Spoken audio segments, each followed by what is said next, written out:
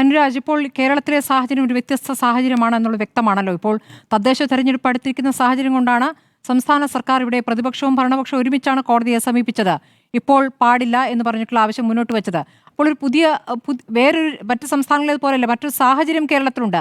അതിൻ്റെ അപ്രായോഗികമായ വശങ്ങൾ ഇപ്പോൾ നേരത്തെ നമ്മൾ കളക്ടറുടെ ഭാഗത്ത് കോഴിക്കോട് കളക്ടറുടെ ഭീഷണിപ്പെടുത്തുന്ന അല്ലെങ്കിൽ ആ തരത്തിൽ സമ്മർദ്ദം ചെലുത്തുന്ന ചില ശബ്ദരേഖകൾ നമ്മൾ കേൾക്കുന്നു.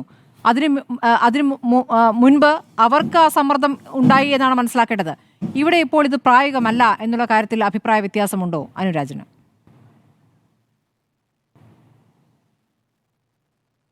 അല്ല, ഞാൻ നേരത്തെ പറഞ്ഞിട്ട് തന്നെ നിൽക്കുകയാണ്. കാരണം SIR ആവശ്യമാണ്. പിന്നെ കേരളത്തിലെ സാഹചര്യം നിരീക്ഷിക്കേണ്ടതും വിലയിരുത്തേണ്ടതും കേരളത്തിലാണ്. അപ്പോൾ അതുകൊണ്ട് ഈ മേഖലയിൽ നിന്നല്ല, ഏത് മേഖലയിലായാലും ഈ ഉദ്യോഗസ്ഥ സംവിധാനത്തിൽ ഈ രീതിയിലുള്ള സമ്മർദ്ദമോ അല്ലെങ്കിൽ ഭീഷണിയോ ഒന്നും ഉണ്ടാകുന്നത് നല്ലതല്ല. അത് നമ്മൾ ഈ പറഞ്ഞ ഉദ്യോഗസ്ഥ സംവിധാനത്തിൻ്റെ ആത്മവീര്യം കെടുത്തുകയും അവരുടെ മുന്നോട്ടുള്ള പ്രവർത്തനത്തെ അതിൻ്റെ ഊർജ്ജത്തെ നഷ്ടപ്പെടുത്തുകയുള്ളൂ. അത് ശരിയല്ല, ഒന്നാമത്തെ വിഷയം. പക്ഷേ നമ്മളിപ്പോൾ കേരളത്തിലെ കള്ളവോട്ടിനെ പറ്റി ചോദിക്കുമ്പോൾ ഉടനെ ത്രിപുരയിൽ അങ്ങനെയല്ലേ, അല്ലെങ്കിൽ ഡൽഹിയിൽ വേറൊന്നല്ലേ എന്ന് ചോദിക്കുന്നത്, അവിടെയൊന്നും പ്രസക്തിയില്ലാത്ത സ്ഥാനമില്ലാത്ത രാഷ്ട്രീയ പാർട്ടികൾക്ക് അങ്ങനെ പറയാം. കാരണം അവിടുത്തെ നേരായ ചിത്രമൊന്നും അവർക്ക് അറിയാത്തതുകൊണ്ട് അവർ അവിടെ നടക്കുന്ന കാര്യത്തെക്കുറിച്ചൊക്കെ അങ്ങനെയൊക്കെ എന്തെങ്കിലും അഭിപ്രായം ഇവിടെ ഇരുന്ന് പറയുന്നുള്ളതേ ഉള്ളൂ. പിന്നെ നമ്മുടെ ഈ SIR എന്തിനാണ് എന്ന് ചോദിച്ചാൽ, SIR ഇപ്പോൾ തുടങ്ങിയതല്ല. ഞാനത് നേരത്തെ പറഞ്ഞത് 2002 മുൻപ് വരെയുള്ള കാലഘട്ടത്തിൽ 6 മാസം ഈ സമ്മർ റിവിഷൻ എന്നൊക്കെ പറഞ്ഞിട്ടൊക്കെ 6 മാസം കൂടുമ്പോൾ ഇത് റിവൈസ് ചെയ്തുകൊണ്ടിരുന്നതാണ്. എവിടെയോ വെച്ച് നിന്നുപോയി. അപ്പോൾ അത് നിന്നുപോയപ്പോഴാണ് ഇപ്പോൾ പറയുന്ന പല പ്രശ്നങ്ങളും അതിലേക്ക് വന്ന് ഇപ്പോൾ പല കള്ളവോട്ടിനെ കുറിച്ചും അല്ലെങ്കിൽ വോട്ടേഴ്സ് ലിസ്റ്റിൽ അർഹരായ ശരിയായ വോട്ടർമാരല്ലാത്തവർ ചേരുന്നു എന്നൊക്കെ പറയുന്നത്. നമുക്കറിയാം പലതരത്തിലുള്ള ഫോംസ് ഉണ്ട്. നമ്മളിപ്പോൾ ഒരാൾ മരിച്ചു കഴിഞ്ഞാൽ അത് നമ്മൾ വോട്ടർ പട്ടികയിൽ നിന്ന് അവരെ ഒഴിവാക്കാൻ ഒരു ഫോമുണ്ട്, അല്ലെങ്കിൽ ഒരാൾ മറ്റൊരു സ്ഥലത്തേക്ക് താമസം മാറിയാൽ അത് രേഖപ്പെടുത്താനും അറിയിക്കാനുള്ള ഫോമുണ്ട്.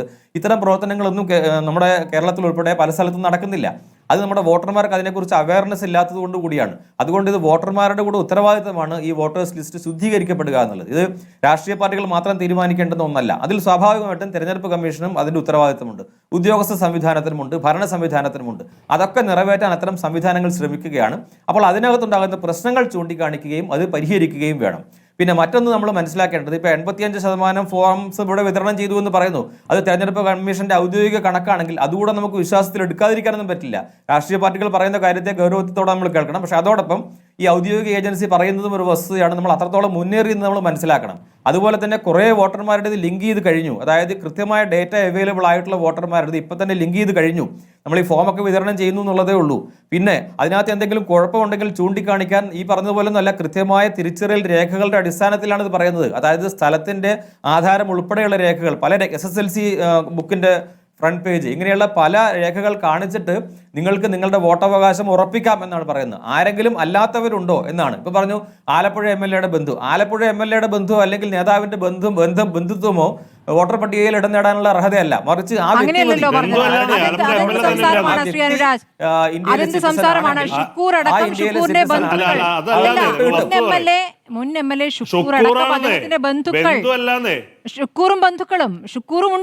ഷുക്കൂറുമില്ല ആ പട്ടികയിൽ. അല്ല, ആരോ ആകട്ടെ, ആർക്കായാലും ഞാൻ പറയുന്നത് ആരോ ആകട്ടെ, ഞാൻ ആ രീതിയിൽ പറഞ്ഞുള്ളൂ. ആരോ ആകട്ടെ, അത് ഉണ്ടാകാതിരിക്കുന്ന പ്രശ്നങ്ങൾ വരുന്നില്ല. കാരണം അത് നോക്കിയിട്ടല്ല, സിറ്റിസൺഷിപ്പ് നോക്കിയിട്ടാണ്. തിരഞ്ഞെടുപ്പിൽ മത്സരിച്ച് ജയിച്ച ആളെന്ന നിലയ്ക്കാണ് പറഞ്ഞത്. ഞാൻ പറയുന്നത് ആയിക്കോട്ടെ, അത് ആരോ ആകട്ടെ, ഈ ചർച്ചയിൽ പങ്കെടുക്കുന്ന വ്യക്തിയാകട്ടെ, ഇതിലെ ആൻസർ ആവട്ടെ, നിങ്ങൾക്കെല്ലാം തുല്യമായ അവകാശമാണുള്ളത്. എല്ലാ വോട്ടർമാരും തുല്യരാണ്. ആരും ഒഴിവാക്കപ്പെടാൻ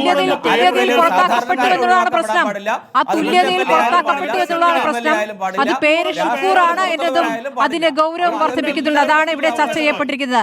നമ്മുടെ സമയം അവസാനിക്കുകയാണ്. വളരെ നന്ദി.